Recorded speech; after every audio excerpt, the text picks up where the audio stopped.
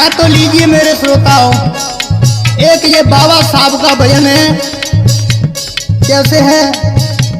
कुलदीप मौर्य की आवाज में, ग्राम उमरिया वाले। क्या दुनिया रोई रही कर कर याद जो बाबा की,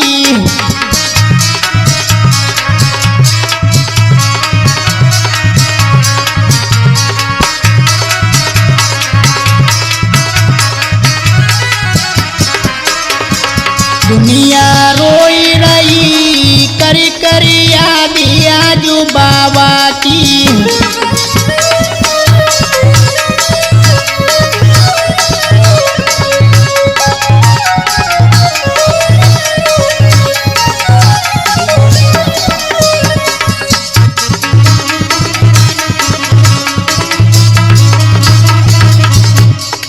विदेशन में तेने करी पढ़ाई,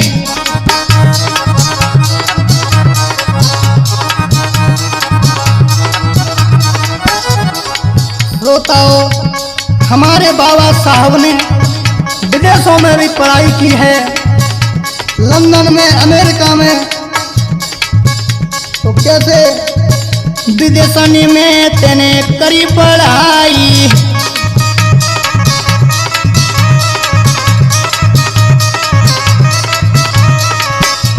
पिता की दीनी शान बढ़ाई,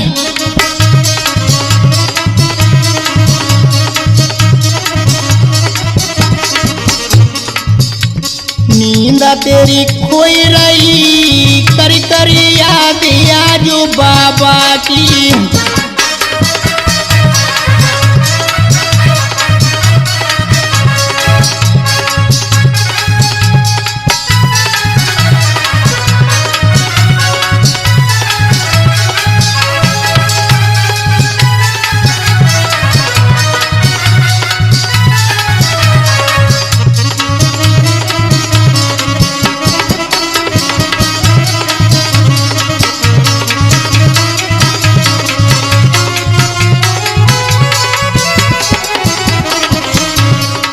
महू गाम की रही बेबारी,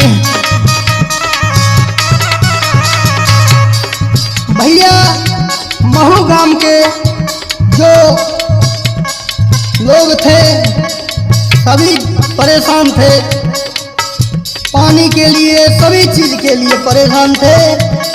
तो मेरे बाबा साहब ने क्या किया? महू गाम की रही बेबारी,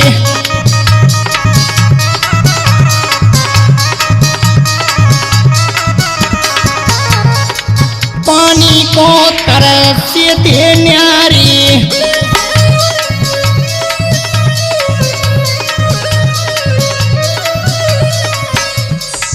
हाय के छाती बाबा की रही कह कर याद जो बाबा की।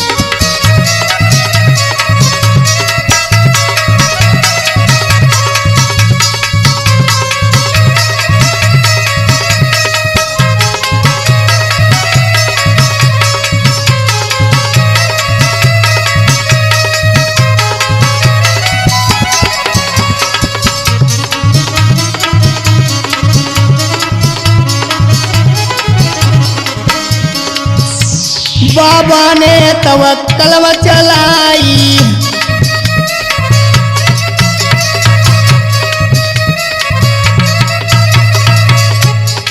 बाबा ने क्या किया? कलम चलाया। क्या हुआ? बाबा ने तवक्कल चलाई,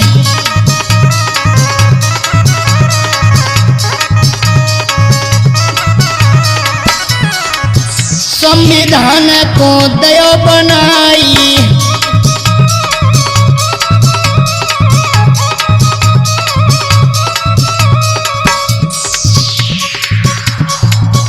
के कीरती छाई रही कर कर याद जो बाबा की दुनिया।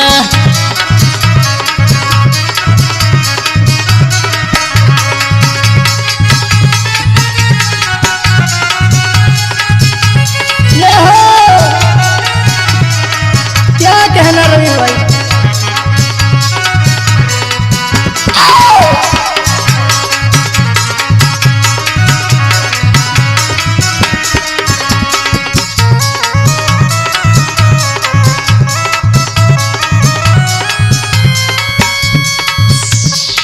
हिंदू धर्म को दयो बिसराई,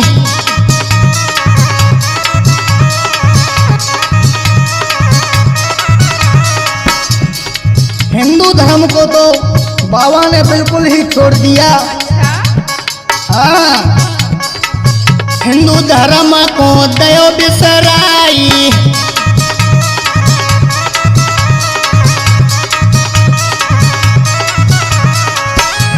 बौद्ध धर्म को लयो अपनाई,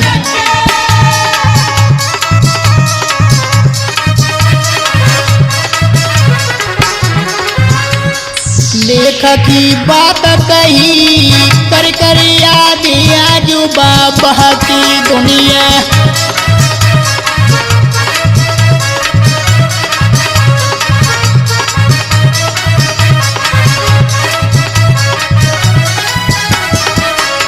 दुनिया रोई रही कर कर याद आजू बाबा की, दुनिया रोई रही कर कर याद आजू बाबा की, दुनिया रोई रही कर कर याद।